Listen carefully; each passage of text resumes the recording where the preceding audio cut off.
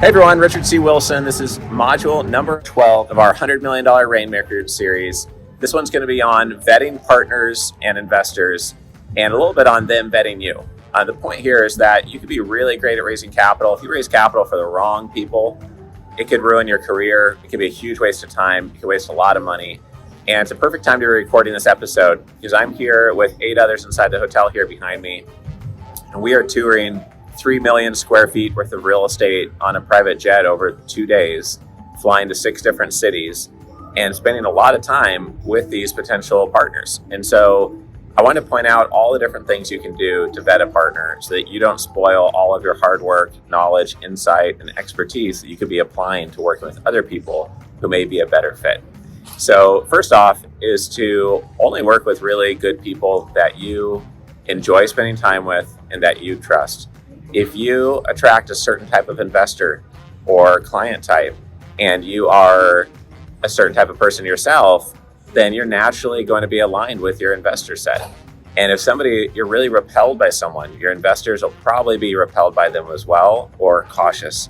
Subconsciously pick up on things. You might not be able to put your finger on exactly why you're not comfortable with somebody, but other people will likely feel the same way. I feel like it's part of our responsibility in business to go out of our way to help those who are really good people, but also go out of our way to not make life easy and do business with those who really don't deserve our time and attention and resources. And that's partially how we make the world a better place, by rewarding those who are really great people and high integrity people. A couple other things I wanted to make sure that we mention is a couple examples. We recently had a group who attended one of our workshops, and I have gotten to know them over the last year, and I can tell they're really great people. And I've offered them a couple times, ways to help them with strategies or ideas or areas they could focus in. At the same time, we have recently walked away from a $500 million, supposedly, family office who made a bunch of claims that didn't really add up. But they also basically told me that they wanted me to be CEO of a company they were acquiring, but they didn't want anything in a contract. They want everything via handshake. I couldn't even tell what equity they would have in this company they were supposedly acquiring. And when somebody's not clear on things, but they're demanding a lot from you, and you just simply ask for clarity and you can't get it, or when they talk for 55 minutes of a 1-hour phone call and you can't even get one question asked or talk at all to explain your perspective, just shows it's probably not going to be a good partner, right? From the very beginning, especially just to cut things off quickly. We had another group where we had negotiated a deal over a period of 9 months to invest in their medical practice. We were pretty confident about closing that deal. We were excited about it. But then when it came time to actually join their advisory board and invest and gain the equity, they made a couple comments and something about, we expect this, this, and this, and we're going to hold your feet to the fire. And just became like super intense about stuff for some reason. I don't know if they had a bad experience with another partner or what. But I've never spoken that directly or rudely to anybody in 16 years running my investor club. And so I told them, why don't we just pause and, not start this relationship right now, and then just give me some time to think over whether this is a good fit or not.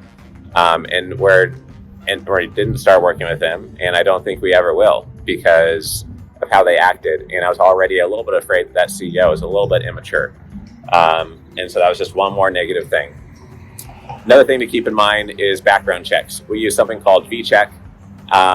They're private equity quality investigative background check company. Costs about $1,600, $1,700 typically to do a background check as of the time of this recording. That helps us identify things which could be a risk of working with counterparties. You can expect others to do that on you. You could potentially have a background check in a due diligence file if compliance allows or the type of background check allows. But that's a resource that you should use when you're not sure about onboarding someone or partnering with somebody or not. A couple other real quick tests would be just kind of a communications skills test. When you speak with someone and meet with them, do they listen to what you say and do you have an interactive conversation, or do they talk over you and not listen at all? Are they way overly confident to the point where now you don't even believe their claims? Or are they reasonable and humble and always learning?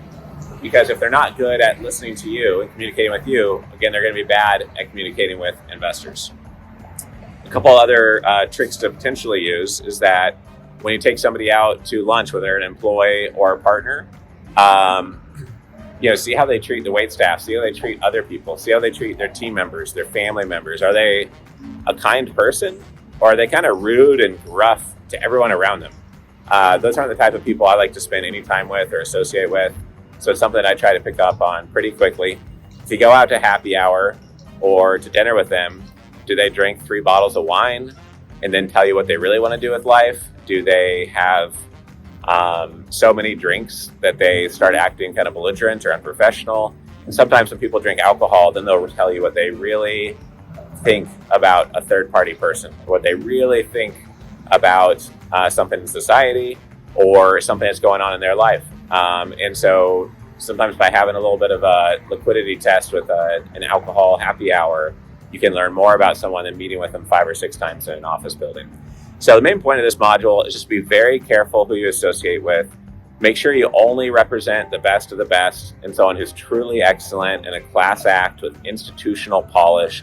If they are not that, run the other way. They're going to make your job harder raising capital for the venture that you might partner with them on, or the business you might partner with them on to grow. And who they are reflects upon you, just like who you are reflects upon them. So you should be very, very strict on who you let into your circle and who you associate with over time. So I just thought this was an appropriate episode to record, given that we're touring all this real estate with a partner right now, and they're kind of vetting me further, I'm vetting them further. And I hope you got some value from some of the comments here today. And I hope that at least once over the next decade, the ideas from this video slow you down to not do a deal with someone that you may be rushing into, but also encourage you to go out of your way to be extra helpful and work with really great people, which should make your everyday life more enjoyable, but also allow you to close more capital and get more deals done. So hope you enjoyed this video. We're going to see you next on module number 12, which is raising for different types of projects, real estate niches, and companies. Thank you.